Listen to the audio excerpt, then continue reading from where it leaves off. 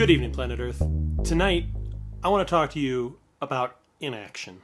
It's easy to be paralyzed by inaction. Maybe you don't know where to start. Maybe you don't know where you're going. But it's so important when you know something is true or when you know that something is right, when you have that kind of objective certainty that you act on it.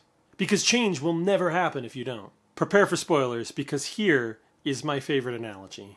In William Shakespeare's Hamlet, our eponymous protagonist, that's Hamlet, discovers that his father, confusingly also named Hamlet, had been murdered by his own brother, Hamlet's uncle. Our protagonist, Hamlet's uncle, the king's brother. Hamlet discovers this when talking to the ghost of his father. Now, Hamlet doesn't know if this ghost is a reliable actor. He is uncertain if this truly is his father's ghost or perhaps the devil come to tempt him. But he knows that if the ghost is true and he fails to avenge his father's death, his ghost will remain in torment.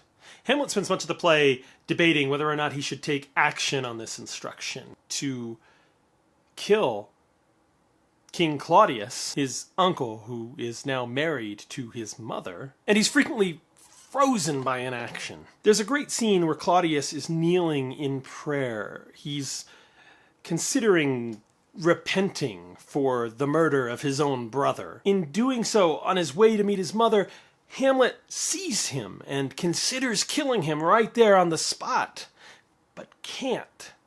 It's not the right opportunity. If he kills him now, in the midst of his prayer and penance, Claudius may go to heaven. So he stalls. And you're left to wonder, are Hamlet's reasons valid and sound? Or is he just unable to make a decision?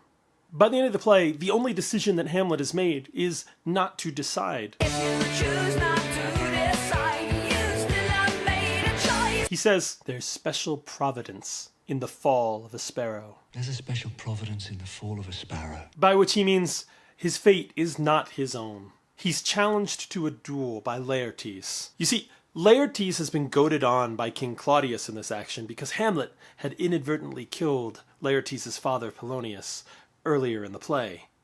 Oh no, a rat? Dead for a ducat!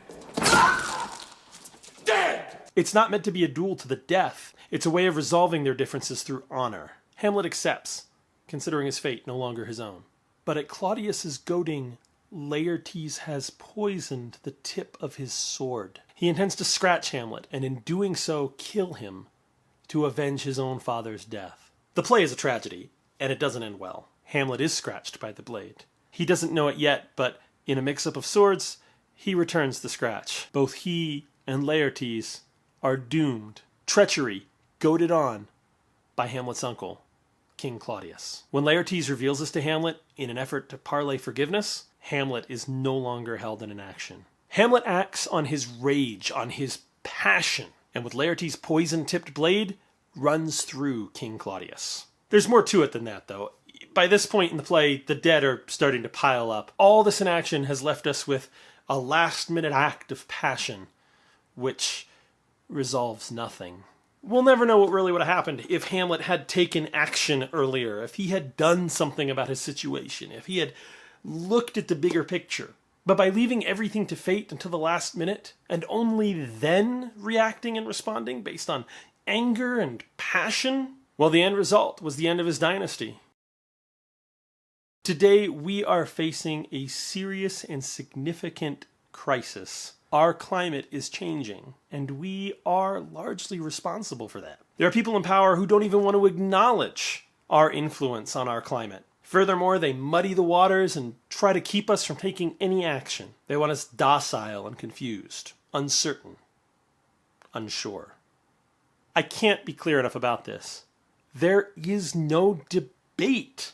There is an enormous body of science out there that shows our effect on our planet. What's worse, even a modicum of common sense could lead us to at least considering the conclusions as valid. But these bad faith actors will have none of it.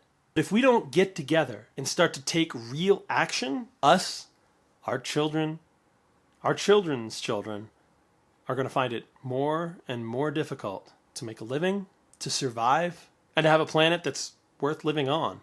It sounds extreme. Hamlet is just a story. But to be or not to be is the question we face. Maybe not in our generation, but not very far down the line.